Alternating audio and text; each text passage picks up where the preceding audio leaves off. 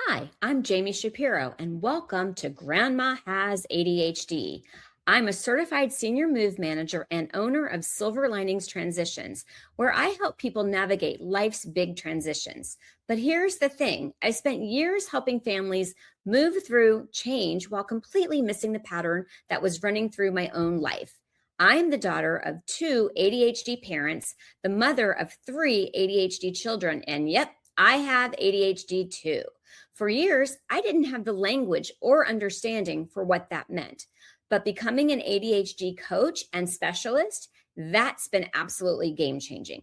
Not just for how I work with my clients, but for how I relate to my family and honestly, for how I understand myself. I even wrote a book about it called This Explains So Much. This podcast is for all of us who are discovering ADHD later in life. Each week, I bring you conversations with industry experts and people sharing their own ADHD journeys, real stories, real strategies, and often a little too much information. If you're loving what you're hearing, please share this podcast, leave us a review, and find me at jamishapiro.me. That's JamiShapiro.me. Whether you're over 50 and just getting diagnosed, or you're recognizing patterns you've lived with your whole life, this is your space to navigate ADHD with others who get it. So grab your coffee and get comfortable and let's dive in. Quick update before we dive in. You've heard me talk about the Sparkler Society. It turns out running a full membership community was more than I could actually sustain right now. And if I'm going to teach you not to overload yourself, I'd better practice it too. So I scaled it back to Sparkler Circle, one live group coaching call a month, same spirit, way less overwhelm. If you want to learn more with no commitment, just grab a seat at jamishapiro.me. That's JamiShapiro.me. Back to the show. Hello, and welcome to the Grandma Has ADHD podcast. I am so excited about today's guest, especially because studies consistently show that public speaking is one of the greatest fears people face, sometimes ranking even above the fear of death. And today's guest has dedicated her career to changing that. Dr. Reesa Woolf's story begins with her family's history as immigrants, and that foundation of resilience and determination shaped everything that came after. For the past 2 decades, she has mentored C-suite leaders, executives, and business owners, helping them become more influential and inspiring communicators. I have to say, as an aside, because I do have ADHD, it's a little intimidating just to read the bio in front of you, but I'm going to keep going. She has a gift for demystifying the fear of public speaking, and she has helped hundreds of professionals, including a whole lot of fellow introverts, discover that they are far more compelling than they ever imagined. She also specializes in helping technical experts cut to the chase, supporting sales professionals in closing more deals and working with ESL professionals. I believe that's English as a second language professionals. Yes. To sharpen their communication skills. And she has put it all into a step-by-step guide called Mr. Bear Speaks Without Fear. Pause. But here is where it gets really fun. This woman has lived. She's had conversations with George Lucas before Star Wars. She was an extra in Barry Levinson's film Diner. She taught public speaking at the United Nations in Rome and spent 3 months having lunch every single day in the former headquarters of Benito Mussolini.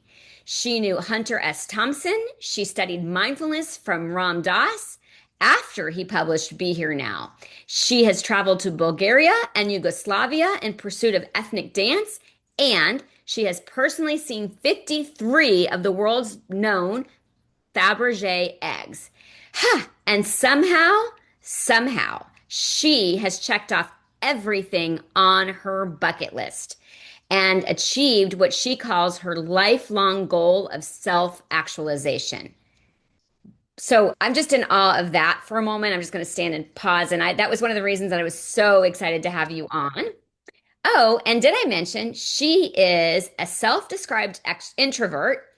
And I'm sure she's going to have some other things to share. But another reason, not that there weren't many wonderful reasons to have her on as well, is that I met Dr. Reesa Woolf at the Neurodiversion Conference in 2026, and she is one of our people. Welcome. Should I call you Reesa, Dr. Wolf, Dr. Reesa? What do you prefer? Please call me Reesa. And I want to first tell everyone how I got to do all those cool things. And the Please. reason I got to do all those cool things is that my priority in life was to do my bucket list. Working, making money was secondary to doing my bucket list. When I was in my first year of college, I took my first psychology course and they talked about self-actualization. And I went, I think I'll do that. And pretty much everything after that was a decision based on, does this fit who I am and what I want to do. So I never cared much about money. And I just took work that was the least offensive, that would hurt my primary desire the least, which is doing whatever I wanted. So that's how I did all those cool things. And then also I just often was in the right place at the right time, but I always said yes to everything. Like that film, when I saw that film, I went, oh, that's how I've lived. I've just said yes to every opportunity, and pretty much legal, illegal. It's been real fun. I love it. Wow. I mean, first of all, I just want to know, first of all, how did you come up with your bucket list? I don't even know my bucket list, and I'm 56. If before you die, what are things that you really want to do? Oh, okay. I mean, I know what a bucket list is. I'm just saying, like, how No, did you? I'm asking you Oh, now. Tell you're me two things. okay. Like, where are two places that you really want to visit that you don't that you've known for a long time? Oh, I'd really like to go there. What's Okay, two? I want to go to Greece Okay, and I want to go to Croatia okay, excellent. That's how you do it. You just say, all right, what are things that I've been thinking about and for a long Vienna. And I mean, like, I could get in southern time? Oh, there you Italy. go. Yeah, yeah, There yeah. you go. Yeah, I No, had a right. goal. I had a goal to travel the world with someone else paying, and Oh, I've pulled that off. Yeah. I'd like So that, please. so my whole point is to look at what you want, and so whoever's listening, often we're in the same position. We've been doing what we should do, and then we have kids and we're doing their goals and stuff. And I say, go off by yourself and go, you know what? If I were to die, if I had a notice that in 1 year I'm going to die, what are things that I've been wanting to do that I want to make sure I do? And then you just sit quietly and let those ideas come and just write everything down. You can order them later, don't edit right away. And then just go, yeah, okay, well, if I only could do three, what are the top three? So, whatever the top three are, put them on your calendar, and then it happens. Nice. So, as I shared with everybody, we met at the Neurodiversion Conference, and I have to tell you that when I have used the parameter 45 and over when I approach somebody about the podcast. And so if they have gray hair, I tend to be like, I think it's safe to go in. I'm not going to offend anybody. But I did meet you there, and you were so warm and wonderful and already giving me speaking advice. But I want to share your ADHD story if I can, because you're definitely fit my demographic, which is a woman over 45. I'm going to assume late life diagnosis because we didn't recognize ADHD when we were Yeah. growing up. So share your ADHD journey with me. Well, ADHD kind of was noticed, what, 20, 30 years ago. So I had lived a whole bunch before then, just thinking I was stupid Ha. because the kids, when I was growing up, these other kids got A's. Now, my last name was always Wolf. So because I went to such a progressive school system, public school, I always sat in the last row, the last seat, unless there was someone with a Z name. And Mhm. so I just sat in the back and we just laughed all the time.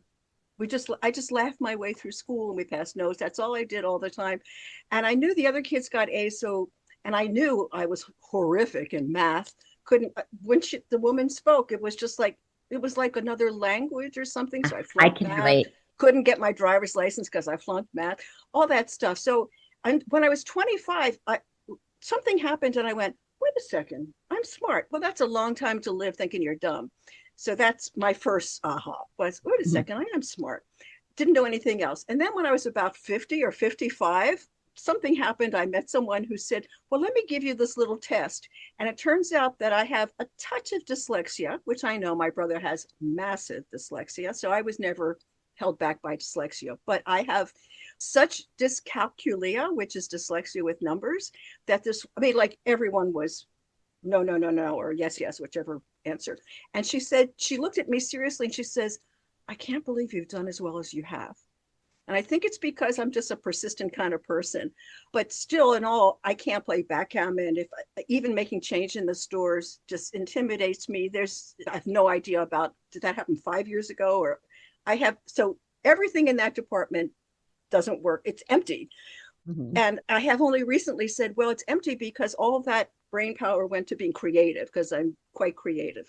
So, and then, so I knew I would had this dyscalculia. So that helped me to just forgive myself for a bunch of stuff. Because as I would go, oh, you did the, I'll say, wait a second. Because I'm very much listening to who's talking in my head, my inner wisdom or my wacko voice that likes to beat me up. And I Mhm. went, oh, wait a second. That's not true. That's just because my brain doesn't have that. And then because I have clients, I teach executives and top level people how to stop their public speaking fear. And because so many of them, like the third or fourth session would say, oh, by the way, I have ADHD. And I thought, oh, that's interesting. And someone said, hey, do you want to go to this ADHD conference, the one we met? And I went, sure, it'd be good for them. And when they gave the list of here are the qualities of ADHD people, I went, I'm every one of those. And that was a massive breakthrough. And that was like a year ago. So look how old I am. Wow. So the like for the 2 days after that conference, I caught myself going, and I went, no, no, that's the ADHD, like 8 times a day in that first day. And I went, look how much I've been beating myself up undeserved. So I forgave myself. And so I've been a lot more at peace since I realized that is just something that's part of my brain as opposed to, well, I can't do that. I'm not good at that, all the other things. So I would say that I'm relieved and delighted to know. But the interesting thing is, whenever I write for my brain, so this whole book is not in paragraph form, it's in the first sentence of the paragraph, everything else is bullets. So I wrote all my stuff for ADHD people because that's how I like to see things. I don't like, don't give me like a 4 sentence introduction, just get to the point, give me the bullets. And so, anyway, so that's something that's important. I love that. So I have a couple things to comment. One of the Please. things is when I send a text message like to my team or someone that I'm communicating with, I immediately want to go just to like, tell me about this. Like not, hello, did you have a good weekend? I have to go back and write that in. Speaking of just like get to the point, I do want to mention that your book is called is it Bear Speaks Without Fear? Because No, it's Mr. Bear. So it's first of all, it's Mr. Bear, but he speaks without fear. okay. And it's, I'll tell you something. I sent it even to my sister-in-law, who really is not in any part of our world. And she, when I said, "What did you think of the book?" and she said, "Well, it taught me how to really do public speaking." So I mean, it's 30 years of my experience teaching people, teaching high level people, teaching introverts and extroverts, teaching all kinds of people. It's in one place. So it's really quite the gem. Okay, so I have a couple things to ask you. I definitely want to go back to the late life diagnosis. So don't let me forget because you know how we do that, No right? problem. Okay. Yeah. But I want to ask you, and I love public speaking, and I can remember being in sixth grade, being the student asked to give the speech to all the parents at the open house. So obviously they knew then, and I get excited about it. It's like it's my favorite thing to do is to talk to other people, like hear myself talk. But tell me where that fear comes from, because I can't relate to it at all. Okay, so public speaking fear usually comes from an early incident where someone was mean and nasty, often a school teacher, to a kid. So, for example, I go to a lot of seminars and conferences, and I was at this weekend, and this woman, when I told her what I did for work, she says, I do the same thing that you do. I'm a fourth grade teacher. I have the kids get up and give a speech. And if they're not good, I go, oh, that was terrible. Sit down. And I thought, this is the bitch that makes people come to me when they're 35 years old and say, oh, what happened in fourth grade? So, one, this woman should not be around children. But two, here's what happens is people start second guessing, am I coming across? How am I doing?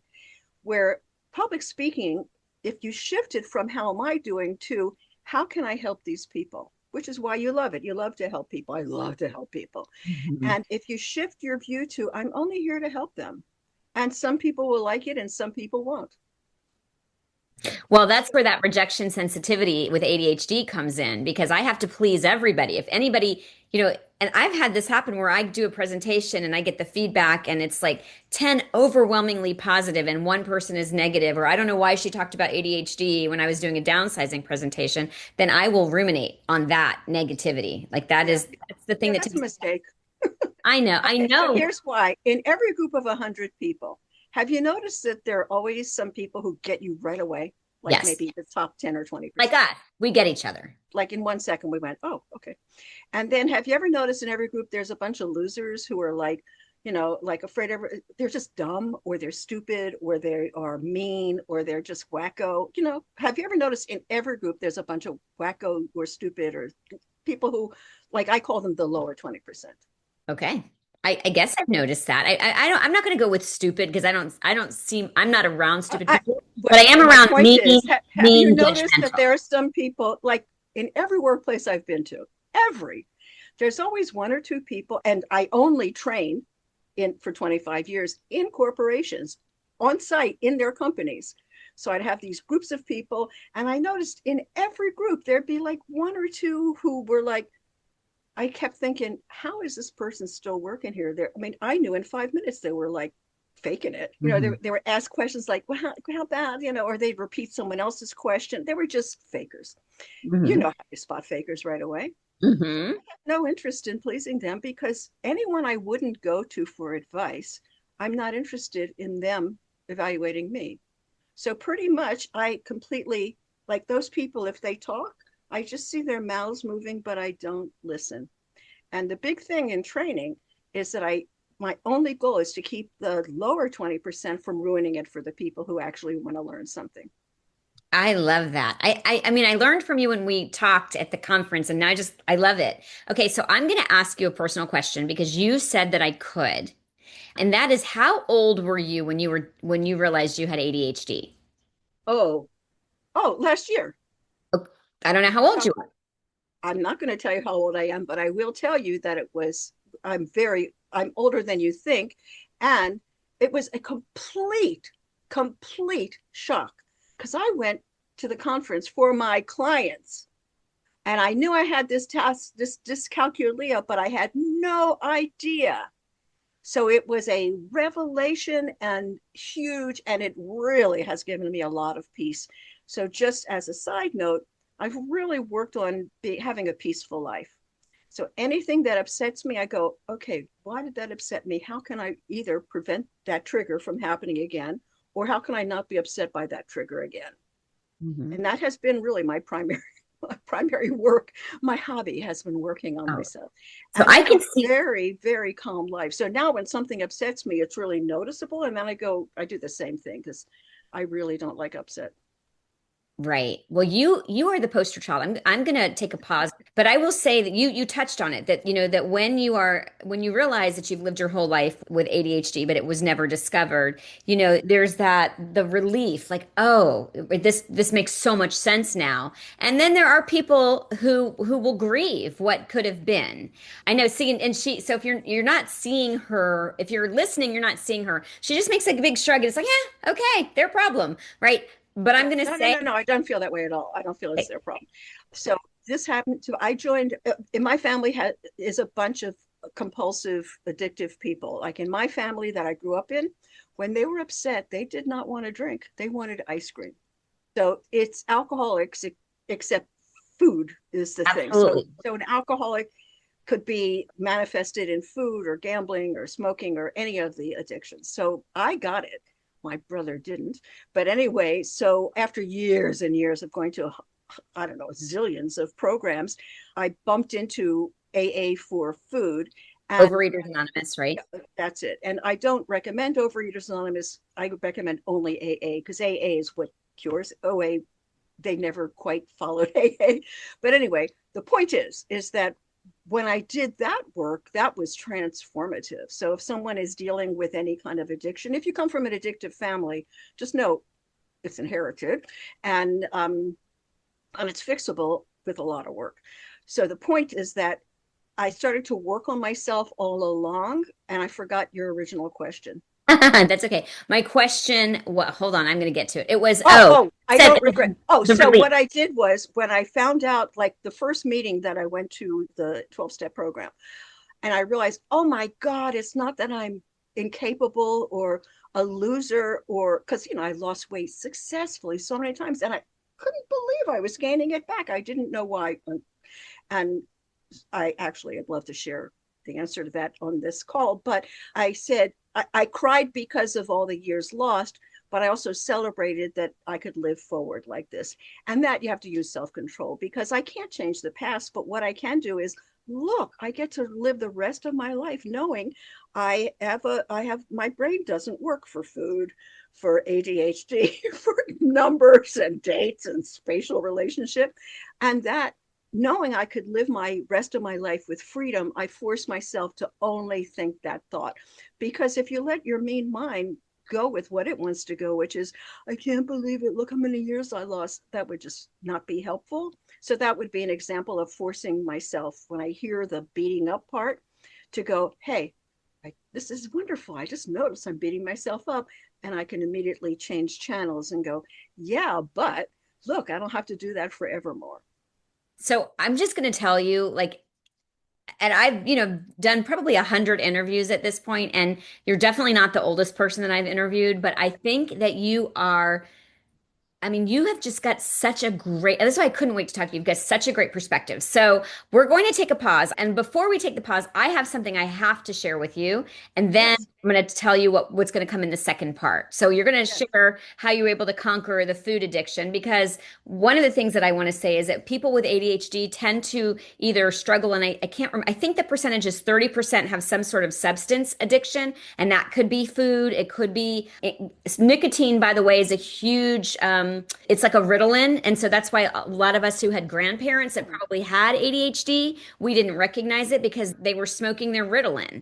And the sugar, because it gives us that dopamine. But I also, Yeah. something that Uh-huh. I have discovered is about 80% of us have a behavioral addiction, and mine is overworking. Ah, So it could be doom scrolling, it could be video gaming, it could be overworking. And I didn't recognize, even when I started this podcast, that I struggle with a behavioral addiction. So I just wanted to give that to you. So when you say it runs in a family, well, so does ADHD, right? And so I also, by the way, was an Al-Anon myself. I was codependent, and that's also very common for people with ADHD. Oh, And yeah. and then you would hear the people who were in families with alcohol, and I'm like, now going back, I wonder how many of them had ADHD in their family, and that was being masked by the alcohol. So before we go into the pause. When Great. we come back from the pause, you're going to talk about the how you were able to conquer the weight, because I've got some thoughts on that too. I'm also a lifetime Weight Watcher, and I wanted to kind of ask you the button question, which was, if you could not have ADHD, would you like not have it? Don't answer it because that's a pause. There was Okay. something else, and I'm sure it will come back to me because you know how our brains are. They just, Sure. whatever. Well, No okay. worries.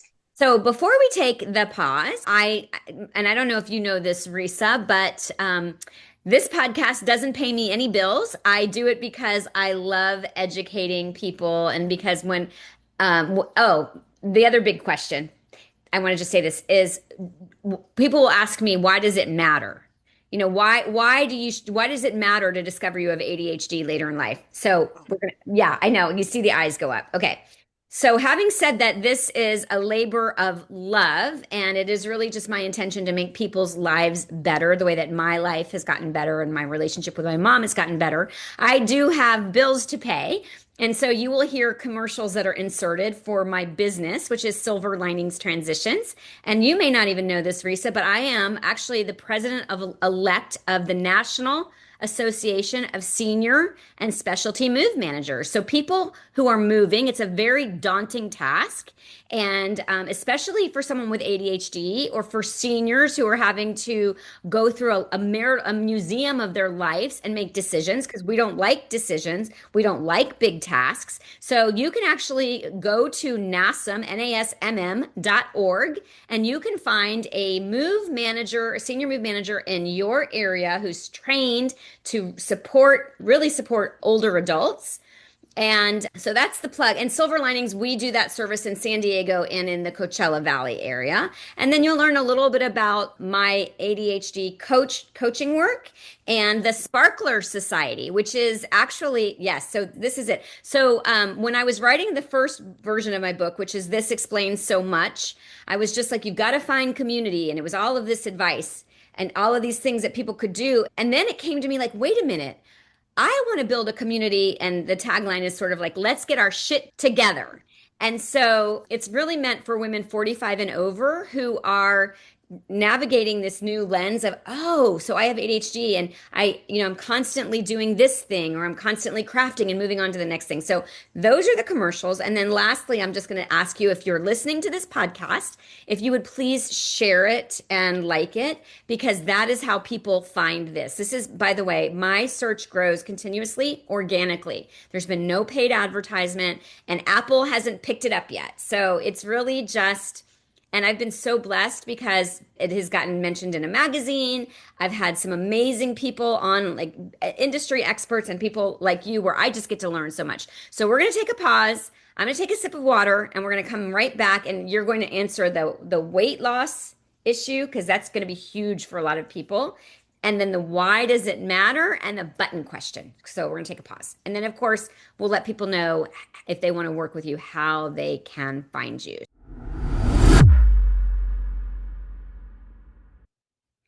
I used to dread visiting my mother. Because of the clutter, the piles, the chaos, we all experience clutter differently. For me, it was a source of anxiety and stress. I'd try to help, and she'd get defensive. We were both frustrated, and it was destroying our relationship. Then we discovered something that changed everything. My mother had ADHD, and she'd been living with it undiagnosed for over 76 years. Suddenly, it all made sense. The clutter wasn't laziness. The disorganization wasn't a choice. Her brain was wired differently, and no amount of willpower or traditional organizing advice was ever going to work. That discovery became my life's work. It's why I started the Grandma Has ADHD podcast. It's why I became an ADHD coach and specialist. And it's why I am so passionate about helping women like my mother and maybe like you. Because here's what I know. Clutter affects us emotionally and physically. It damages relationships. It creates shame spirals. And the overwhelm of not knowing where to start keeps you frozen. But it's okay to ask for help. In fact, it's brave.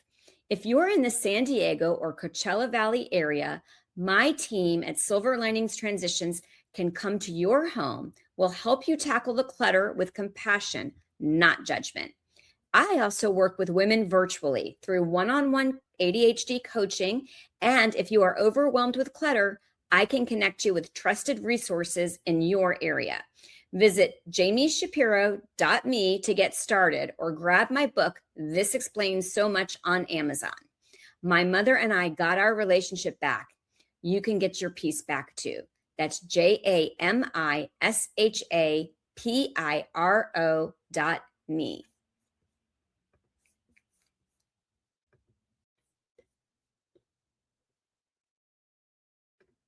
Moving can feel overwhelming, whether you're downsizing, relocating, or helping a loved one transition.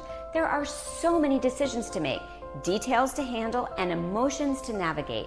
At Silver Linings Transitions, we believe every move should be magical, not stressful. We're more than movers. We expertly guide you through the entire process and do our best to alleviate your concerns. From the moment we meet, you'll feel comfortable because we will listen to your needs and wants and work together to create a personalized plan that honors your memories and your cherished belongings while helping you embrace your next chapter. We visit your new space and create a detailed floor plan, ensuring your furniture and treasured belongings will fit safely. We handle the logistics so you don't need to worry about anything, from sorting and packing to coordinating the sale and donation of unwanted items. Our professional team uses efficient, eco-friendly bins and handles every detail with care.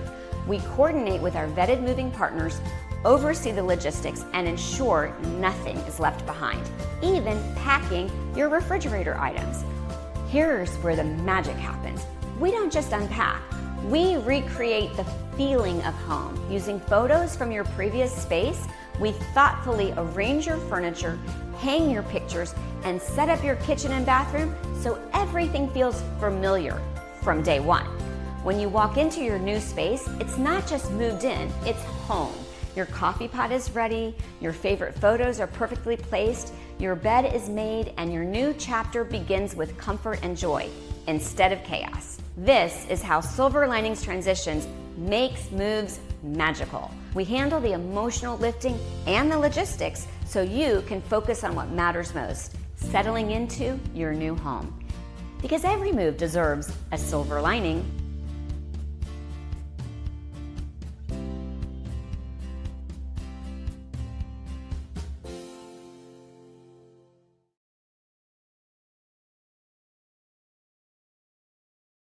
Hi, I'm Jami Shapiro. I am an ADHD coach and the founder of Silver Linings Transitions, where we do home organizing and move management.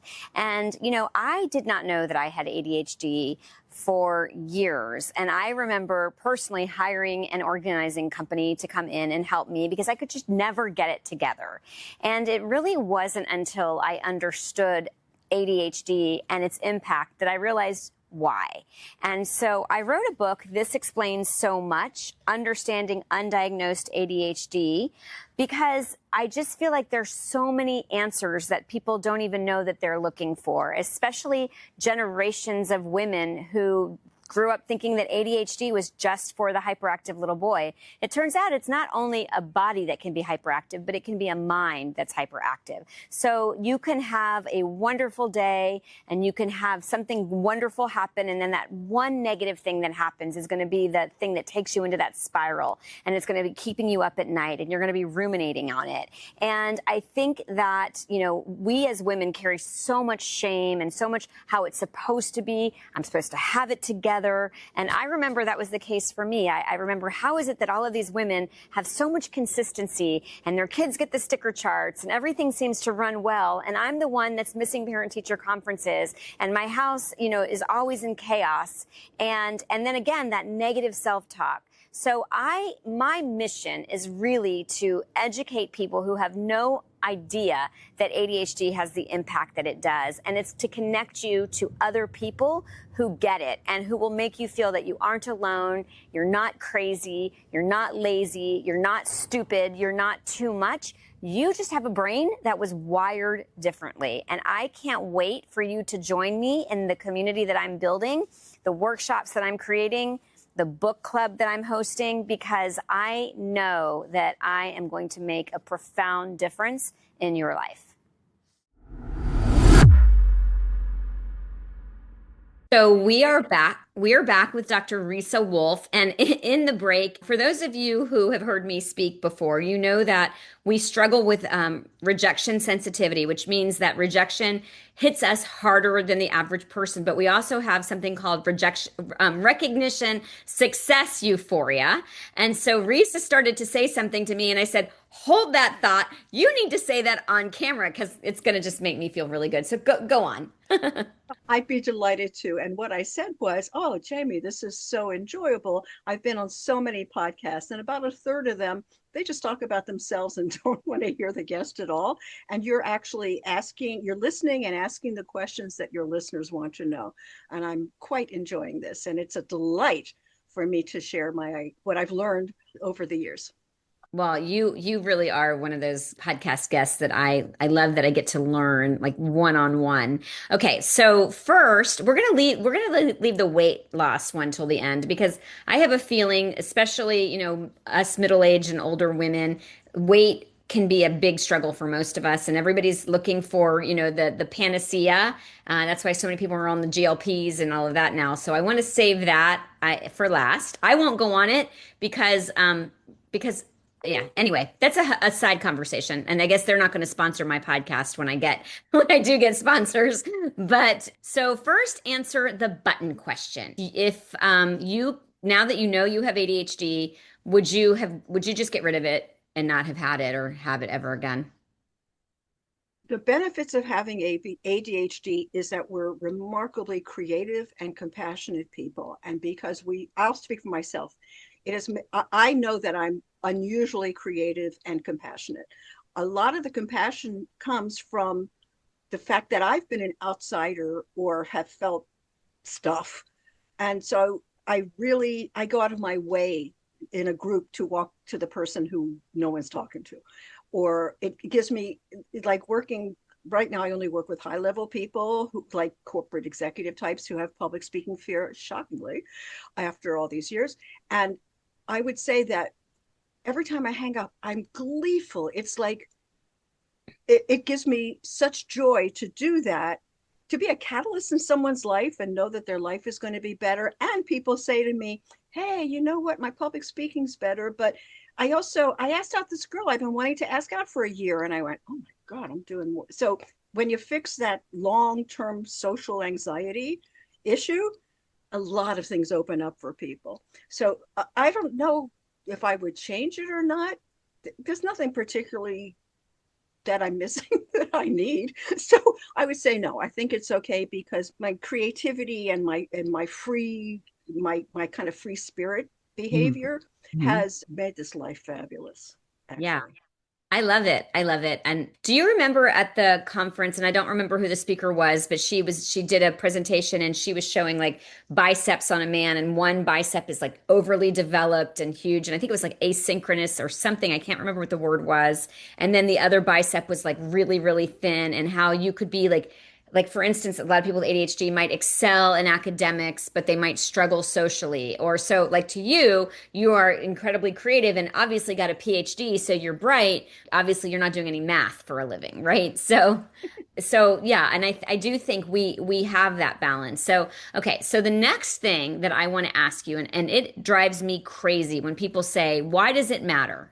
Why do you have to do this podcast for people, 45 and over who are discovering ADHD? Why do they need to know at this point? I know by the way, if you're listening, her eyes just got like, are you kidding me? So please, why does it matter? Because once when I this is the big thing, is the day after I realized and learned all this ADHD stuff, the day after my first day back home, when I caught myself 8 different times thinking, oh, you're stupid, or you can't do it, what's wrong with you? And I went, no, no, no. Like, so all of that beat up was eliminated. That alone, that I didn't have, that my self-esteem and my self-image and my self-respect was raised automatically. And even now, when I catch myself being angry, not angry, but disappointed or something, sometimes it's because I didn't do something, but frequently it's, oh no, that's an ADHD thing. That's why I can't do that well. And oh my gosh, the relief. I just really like to be happy. I have a very strong desire to be happy and to have a peaceful life. So the fact that contributed to my peaceful life and happiness, there's no price on that. It's just exhilarating. And also hearing from others and how are they coping with the stuff we can't do so well has been really helpful, because clearly I don't do so well on the stuff that I don't do so well. So to hear how others are doing it, for example, my life is very, very structured.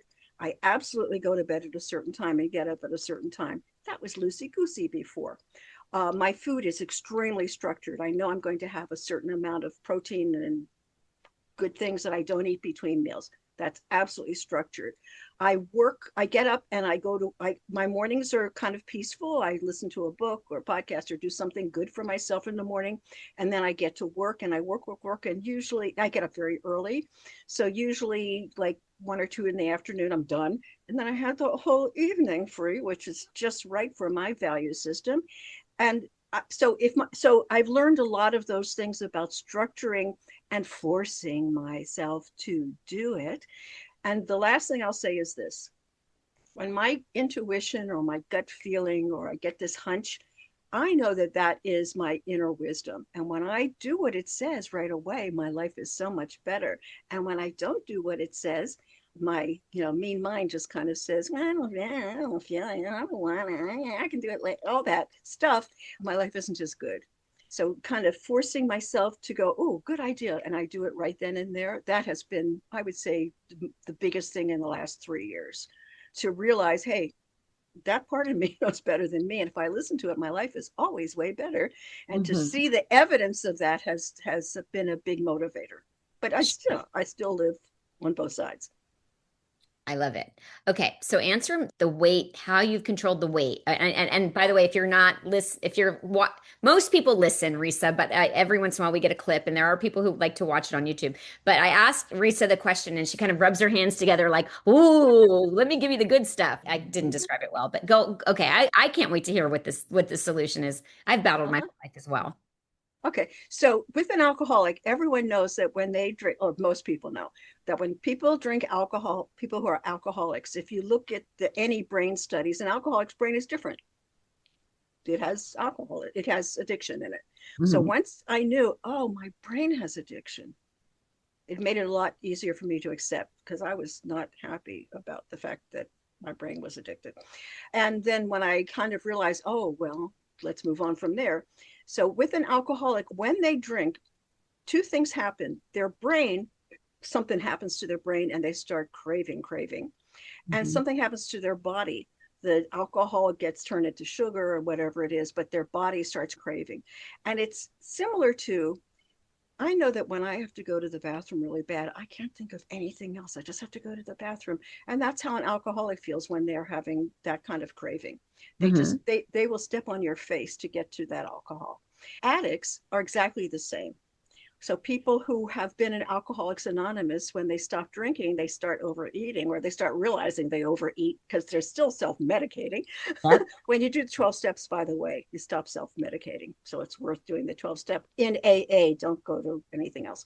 But the point is that once I realized, I see that. And so here's the answer to, I've lost weight successfully. I loved Weight Watchers. I loved Jenny Craig. I got to my goal weight on all of them. Why did I gain it back? So this is the big secret. I look at all foods, and I can put every food on earth, in 3 categories. One are my red light foods, red, yellow, green light. My red light foods are things that if I have them in my house, I might eat them well for 2 or 3 days. And then the third night at 9 o'clock, it's empty. I will sit with whatever the thing is, and a serving is when it's gone. And then I'll get in my car in my pajamas and still buy more. So those are my red light foods. Guaranteed, I will binge on those. Then there are Okay. yellow light foods, which is sometimes I'll binge, sometimes I won't. So sometimes I buy them and sometimes I don't. Sometimes when I look at it in the store, I imagine eating the whole thing with a spoon, and I go, we're not buying that today. Like I Mhm. didn't buy tahini for about 4 years, until Mm. I looked at it one day and I went, no, I think I can manage it now. But if I overeat it, I don't buy it again. And then green light foods are everything that's green, and fruits and vegetables that I'm not going to ever overeat on a carrot. So the trick is this, and it made me very unhappy, is I emptied my house of all my red light foods. And I do not buy red light foods because I'm powerless over them. Just like an alcoholic is, if you say to an alcoholic, oh, listen, I just came back from Europe. I bought this little sample for you. And I went out of my way to get it. I had to take 2 trains to do it. Please, it's for you. the alcoholic can't have it because they know that one red light drink or one drink for them will cause them to be out of control again. And that's why I don't eat red light foods, because I no longer, this is really huge. I no longer have cravings. I no Wow. longer drive home at night going, I have to stop someplace and get something. I no Wow. longer on the way home go, oh, I think I'll stop at this fast food place. I know I don't. So it's a miracle. I can That tell you. And I can tell you, you heard my fabulous biography and how fabulous my life has been. But I'll tell you what I'm most proud of all the cool things that I've done, is that I'm proud that I have handled and I'm handling my addiction. It's the biggest thing I've ever done. And if I don't do that, everything else falls away. If I start eating again, it's the only priority I have in life. I'm an alcoholic, but with food. wow. So that's the big one. It's no red light foods, and be conscious about your yellow light foods. And also people who are married, when their spouse still has their red light foods, they will ask the spouse, they'll buy a lock and put a lock on the cabinet, because god damn it, when he or she is asleep, I'm going to go and eat their food until it's empty. So to thine own self be true. And it's Hmm. been I went to many, like a good 15 different programs over the years. And this is, once I realized, oh my God, I'm an addict, that changed everything. That's great. Thank Yeah. you for sharing that. I think I'm gonna just give you a quick little one of my stories. I actually wrote about it in my book. My weakness is Breyer's mint chip ice cream. As if, And and I even have a special way that I eat it, right? But what of I wrote, course. of course, what I wrote in the book is that I get to say no to it one time in the grocery store. But if Okay. I bring it home, then it's the same. Yeah, Got it. it's going to call my name. So, and if I wrote that in the books, I did want to Yeah, share we're that. absolutely on the same page. And it's not negotiable. It's Hmm. not negotiable. I don't want to have that burden ever again. It is the only thing that keeps, and I still at 9 o'clock at night want to keep eating now. And I've been doing this for a long time. So I gave up sugar about 8 years ago, and that was really helpful because I I took it don't. aside, and pretty much it's a big deal. It's a big deal, but I actually work those 12 steps every single day of my life. It's the most important. It is the most important thing in my life, and I'm so glad that you went on a similar journey. It's funny that you mentioned sugar because I have off and on given sugar up as well. And ultimately, I exercise, I do all of the things I'm supposed to do for the most part. And I will own that sugar is an addiction. I am limiting the sugar that I have now. And I'm also doing a lot more protein. So now I add protein to my coffee in the morning, which keeps me satisfied until, and I also know that there are times of day that I have better impulse control than others. And one of the things that I do, because decisions can be very difficult, and I don't want to have to make decisions around my food. So I make like a big batch of soup and then I freeze soup cubes. And then that is my very easy lunch. Almost like a 0 point Weight Watcher food. And I didn't mean to take it down there, but I know that a lot of Yeah, people that are yeah, listening yeah, are going to yeah. identify with this conversation. But Yeah, it's I went 3 days last week without adding creamer to my coffee. And then I ultimately had to cave. I'm like, listen, it's like one of those things I just, anyway. Okay. So, us with ADHD, we go into one topic and then we want to go down the rabbit hole. I want to make sure that there isn't anything that you would like to share with our audience that I didn't get to ask you. So I see a head nod. Go ahead. all right. So this is the most important thing, because well, I've already told you that when people come to me for public speaking fear, I'm a TED Talk trainer. So actually I'm a massive expert in public speaking, but when I was a keynote speaker on stages, big like convention keynote speaker, I realized, I'm really good at this, but I can do something even more. And that is, I can make anyone in this room a keynote speaker. So that was my primary work. But then I realized, wait a second, when I actually cure public speaking fear, I don't teach you how to cope with it or deal with it.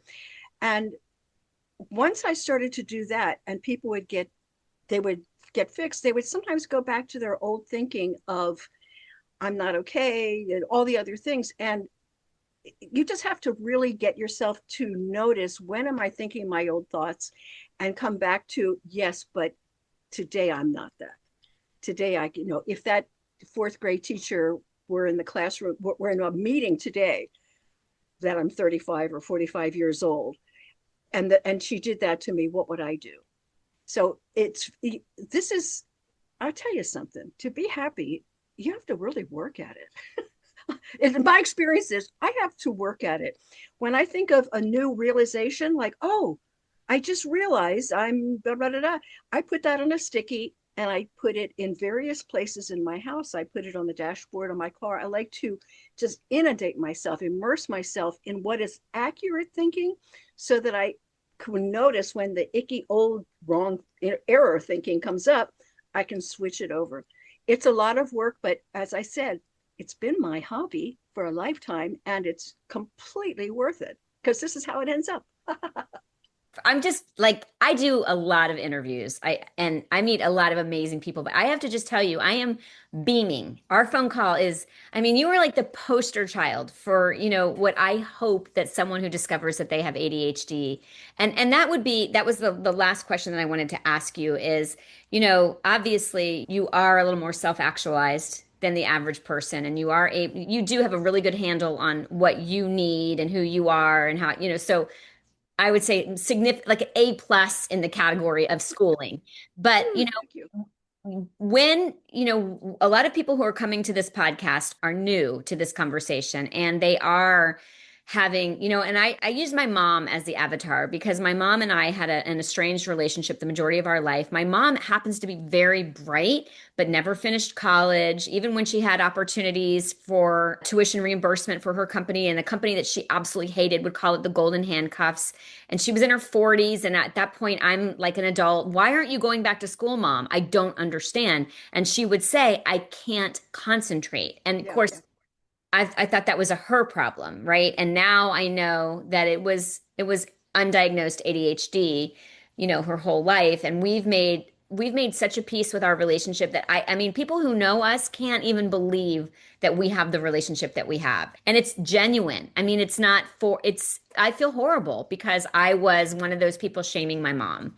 So when I do this podcast, I often think of people like my mom, because there are people like you who went out and got your PhD, but there are people who really have struggled with it. And now there's an answer for it. So what would you say to them about how do they, because I end my podcast, by the way, with make the rest of your life the best of your life. And you are absolutely exemplifying that. What would you say to end this podcast? I would say to choose one little thing that you're willing to look at. Like, we covered a whole bunch of topics today.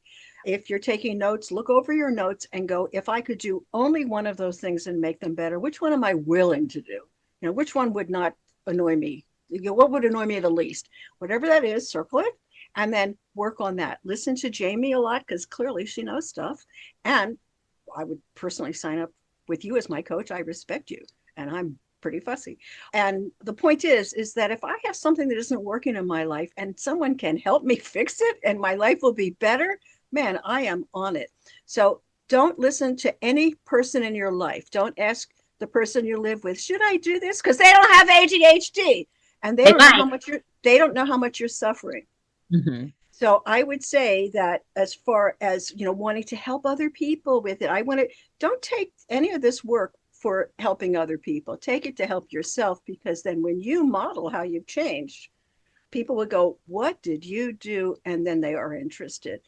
But that's it. I would say work on one baby step at a time. That's all I did, really. And I've lived a long time. That's how I've done so many baby steps. So I would Wow. say that it's worth it. It's worth Great. it. So if somebody wants to find you, maybe they want, now, do you only work with executives, or like who will you work with? Only I executives. I have a lot of business owners and a lot of corporate executive types. Those are I would say, mostly, and of any industry. Remember, public speaking, Austin, because I live in Austin, Texas. So public speaking, Austin, even Austin public speaking. And if you look it over and it makes sense to you, then call me for, what I do is I talk to people and see if they're a fit. Sometimes I say to people, you do not need me, do this instead, or why don't you, do this instead. I get a lot of people who speak English as a second language, and because my grandparents were immigrants, I have a real mission for that. And because I was a student leader, and they said, oh, that's nice, honey, are you going to be a nurse or a teacher? You've heard those stories? Completely true. All of us student leaders were in speech therapy. It was just bizarre. Anyway, and so I kill with the public speaking for people who speak English as a second language. But the point is this: if you have public speaking fear, it is not in your DNA. It is curable. And I can give you advice on that. So that's my punchline. I love it. Okay. Well, you have been an amazing guest. I'm so glad that I got to meet you. Oh, yes. And I have no doubt we'll be in each other's lives. There's just something about you, that Oh, energy. yeah. I can easily refer people to you. You are real. You really know your stuff. Your heart is in the right place. And also you get to the point. It's one of my favorite things in life. So thank you so much. This has been a delight to Oh, be on your podcast. my pleasure. So I hope that if you are listening to this podcast, you might even want to check it out and see Reesa, because I, by the way, have no idea how old you are. I just know that you have white hair. I mean, and they say when you have ADHD, you tend to have an energy that is much younger. And I know I'm 56 and I don't think that I look 56. I know she just dropped her jaw.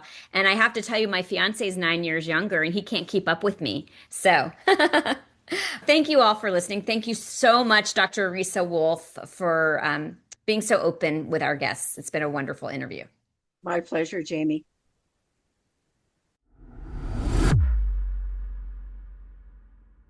The opinions expressed on Grandma Has ADHD podcast are those of our guests and hosts and are intended for informational and entertainment purposes only.